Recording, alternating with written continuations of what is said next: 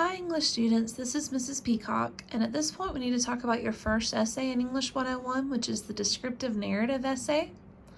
This type of essay provides the reader with a picture in words. It creates a verbal picture of a person, place, or thing. The writer creates a subjective impression by observing and recording specific details that appeal to the reader's sense of sight, hearing, taste, smell, and touch.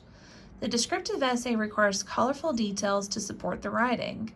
AI usage is not allowed on essay assignments, and plagiarism or cheating of any kind will result in a 0 for the assignment. Please let me know if you have any questions or concerns.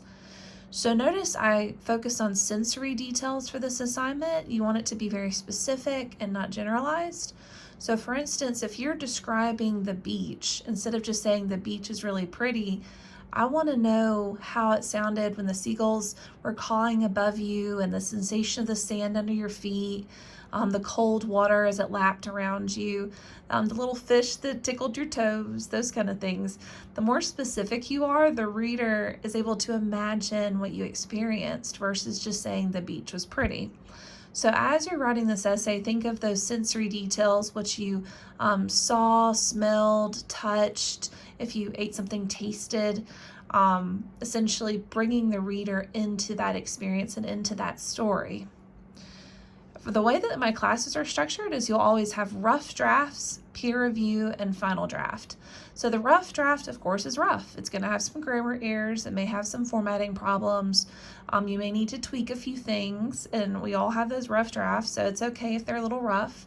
But peer review is going to be an opportunity for your classmates to give you feedback on ways to improve your essay, and that way you can have a chance to revise those errors and fix them, and then turn them in for the final draft. And the final draft is the one I'm going to grade.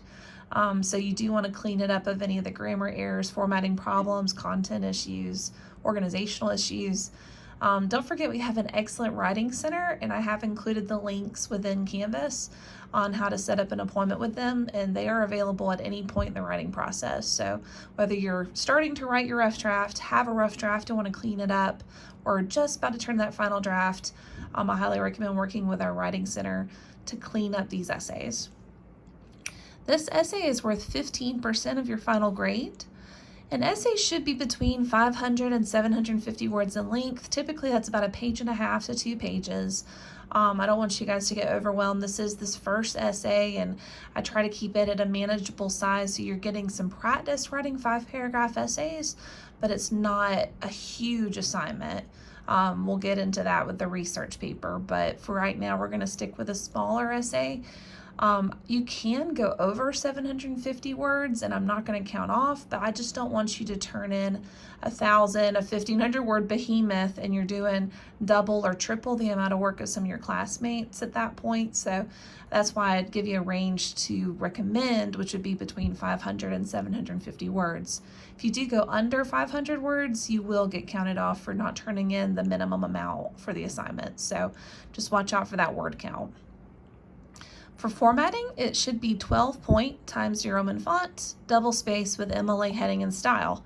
Luckily, your Seagull textbook, which you should have a code inside of your They Say, I Say that gives you access to an ebook that's only $19. So highly recommend using this book.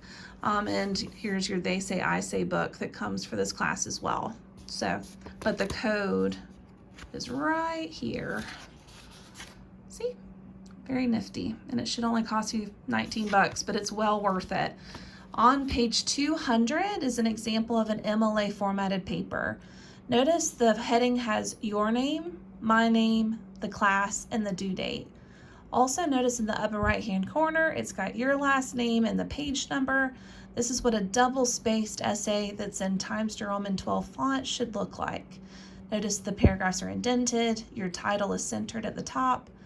And of course, once we get into research papers, we'll get more into those citations and works cited page. But just as for right now, stick to this page 200. If you are using an older version of the Little Seagull, it'll have a different page number. So just if you want to send me a quick email, I can help you locate the page number on the 4th edition because I still have my copy available as well. So if you borrowed a classmate's book, it could be the 4th edition. Um, so for formatting, just make sure it's MLA formatted. MLA just means Modern Language Association, and it's the formatting style of all English classes. If you take another course, it may be APA or Chicago. So here are some topic ideas, but if you wish, you can submit your own idea to me for possible approval. So say if we go through these topics and none of them are speaking to you, but you have your own unique idea, just simply send me a quick email and check in and make sure that it's still fitting within this genre of essay. Because I have had students that had ideas in the past and they fit better with a research paper or another genre. So just double check to make sure it's okay before you start this essay on a topic that's not listed. One really popular topic is a holiday or celebration with your family. Of course, Halloween, Christmas, July 4th, Cinco de Mayo. I've gotten some really good ones about holidays that just mean a lot to you personally, and you can describe the traditions you have for that holiday, what's the food that you eat, what makes it so special for you and your family, and that's a fun one to get into. An unforgettable moment in your life. I've had multiple parents who have taken my classes that have wanted to share their story of meeting their baby for the first time, when they first met their son or daughter, in that emotional moment of holding them the first time. And so those are really popular topics as well. Unforgettable can also be negative though. So if you do have a negative experience that you feel comfortable sharing with the class, remember whatever topic you choose, everyone will be able to see it during peer review. So just make sure you feel comfortable sharing it. If not, you may just want to journal about it separately. A fun vacation that you've taken in real life or in your dreams. So what I mean by that is there could be a vacation you've actually taken, or it could be that dream vacation that you're holding out for. For instance, mine is England, so I would write about England because that's my dream vacation. But it's really fun to delve into why the vacation was so dreamy, whether it's one that you've already taken or one that you're planning to take in the future.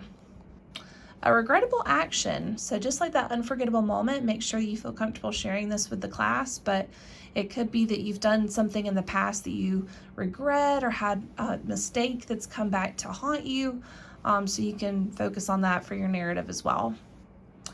A fun night at the movies. So for cinephiles out there that like to go to the movie theater, this is a fun one because you can describe the salty popcorn and the excitement before the movie and what it was like to watch the movie with friends or family, and your reactions if it was a scary movie, were people squealing or giggling if it's a comedy. So those are always fun to get into as well. A picture that is close to your heart is another popular one, and this is typically a picture of someone that may have passed on, possibly like a grandparent or someone that's a close friend that, passed away, and you have that unforgettable picture, that picture that, say your house is on fire, it's the one picture you're going to grab when you're running out the door. That's that picture. And so you could describe what the picture looks like in your first body paragraph, and then delve into why that picture is so significant to you personally, maybe the story that's behind it as well. Final draft late submission rules. I've always had this late submission rule just to incentivize turning papers in on time, because punctuality is really important, especially in college courses. So if you turn in your paper on time, you will never have these deducted. But if it is a day late, that's 10 points off, 2 days late, 20 points off, so on and so forth. All of your final drafts will be graded using the English 101 grading rubric, and it's the standard rubric that all of our English instructors use. It's going to focus on grammar, formatting, organization, style, those elements, and you do have access to this rubric on your Canvas page as well. Here is an opportunity for you to brainstorm and outline ideas, but you're not required to. It's just a really nifty spot to write out your ideas as you start to develop your topic. If you ever have any questions whatsoever, please feel free to email me. If you're ever on campus, feel free to stop by as well.